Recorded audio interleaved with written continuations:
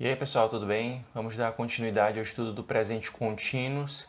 A gente já viu na semana anterior que o presente contínuos é formado por sujeito mais o verbo to be no presente, que tem aquelas três formas: am, quando o sujeito sou eu; is, quando o sujeito é ele ou ela; e are, quando o sujeito estiver no plural ou quando for você, you.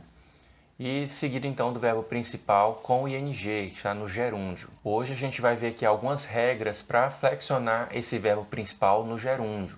Dependendo da terminação do verbo, a gente pode fazer algumas alterações nele. Assim a gente vai ver algumas regras para flexionar esses verbos. A primeira se trata dos verbos que terminam em "e". Para a gente colocar ele no gerúndio, a gente retira esse "e" e acrescenta o ing. É o caso do verbo to live. Live é morar. E aí, para formar o gerúndio, que seria morando, eu tiro o "e" e acrescento o ing. E aí ficaria living. Então, a primeira regra é verbos que terminam em "e", você retira o "e" e acrescenta ing. Uma segunda regra se trata dos verbos que terminam em "ie", que é o caso do verbo to lie ou to tie. To lie, por exemplo, significa mentir. E aí o gerúndio, que seria mentindo, faria o quê? Você retira esse ie, substitui por um y e acrescenta ing. E daí ficaria então lying, ou mentindo. Isso também ocorreria nos verbos to die ou to tie. Já quando os verbos terminam em consoante, vogal, consoante, é o caso do verbo to stop, que é parar. Lembrando que quando a gente fala to stop, to lie, to die, esse to que aparece na frente do verbo serve para colocar ele no modo infinitivo. Português é quando o verbo termina em AR, ER ou IR. Então, quando eu quero dizer cantar, em inglês parece ser só sing, na verdade no infinitivo seria to sing. To sing é cantar. To stop seria parar. To live, viver. E assim segue. Sempre no infinitivo, o verbo vem com to antes dele.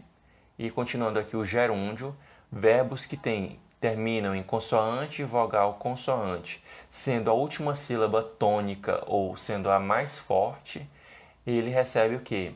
Primeiro, você dobra essa última consoante e daí acrescenta ing.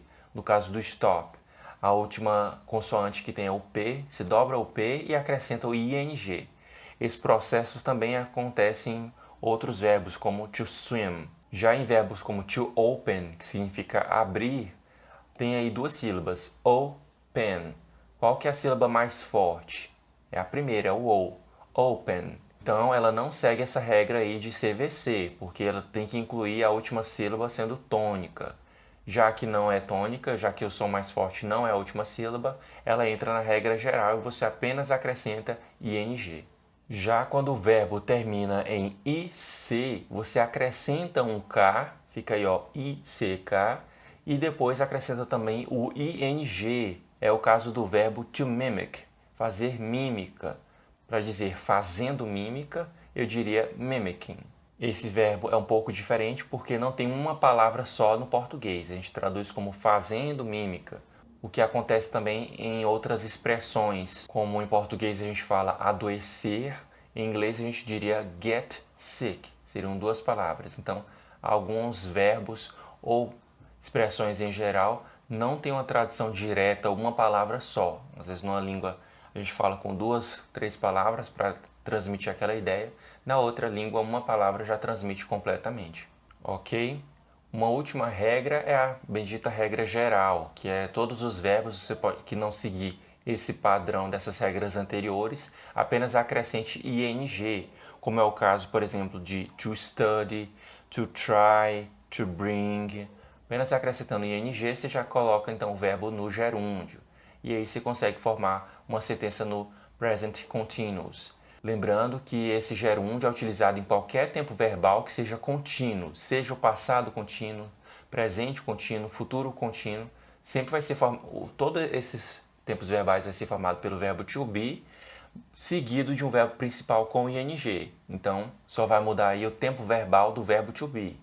Mas qualquer tempo verbal que expressar uma ação contínua, seja no presente, passado ou futuro, vai ser formado pelo gerúndio. Então, o modo de a gente flexionar o verbo no gerúndio é importante em vários tempos verbais. Sabendo disso, vocês vão conseguir executar a atividade da semana, formando aí várias sentenças no presente contínuo. Sempre lembrando da estrutura sujeito, verbo to be no presente, mais o verbo principal com ing, seguido aí então de algum complemento, se for esse o caso. Frases negativas, é só acrescentar aí o not depois do am, is ou are. E frases interrogativas, você pega esse auxiliar, que é o verbo to be, e coloca no início da frase. Se a frase, por exemplo, na afirmativa, você estiver afirmando I am studying, para questionar essa ação, você diria am I studying? Só inverte a ordem do verbo to be com o sujeito. Ok? Essa semana é só isso aí, depois a gente se vê na aula. See ya!